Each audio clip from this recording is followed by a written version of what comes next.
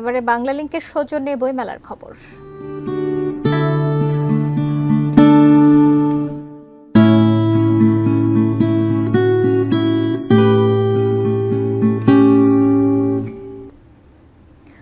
বইমেলায় নানা বইয়ের ভিড়ে তরুণদের বাড়তি আগ্রহ রয়েছে মোটিভেশনাল, দিক নির্দেশনামূলক ও শিক্ষামূলক বইয়ে।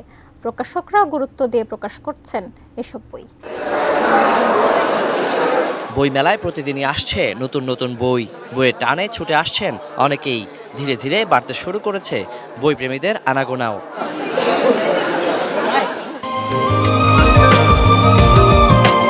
দিন বদলের 20 বছরে বাংলালিংক দিচ্ছে 20 জিবি মাত্র 319 টাকায়। নানা বইয়ের ভিড়ে বিষয়ভিত্তিক বইয়ে তরুণদের রয়েছে আগ্রহ।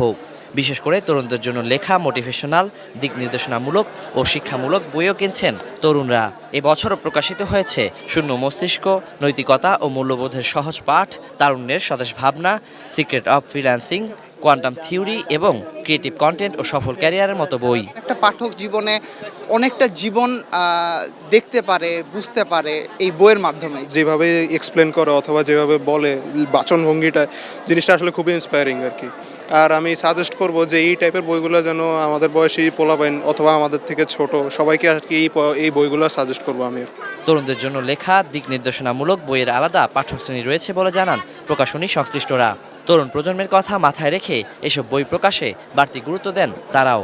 তরুণদের একটা চিন্তা ভাবনা বা সামনের যে একটা অগ্রগতি, এই ভাবনা নিয়েই লেখছে বিদায় আমরা এই লেখকের বইটা আমরা বের করছি। এই বইগুলো মেলাতে চলে, খারাপ চলে না, আমাদের বাইরেও এবং সারা বছর আমরা এটা বিক্রি করি। এসব বইগুলো চাহিদা আছে ভালোই। এদিকে দশম দিনে বইমেলায় এসেছে 84টি বই। এ নিয়ে মোট বই প্রকাশিত হয়েছে 737টি। এদিন মেলার শেষ ভাগে তসলিমা নাসরিনের একটি বইকে কেন্দ্র করে অপ্রীতিকর ঘটনায় ভাটা পড়ে মেলা প্রাঙ্গণে। বইমেলা খুবই একটা পবিত্র জায়গা এবং আমরা সেটার পবিত্রতা রাখতে চাই। Waliul Sakib, ATN news, Dhaka.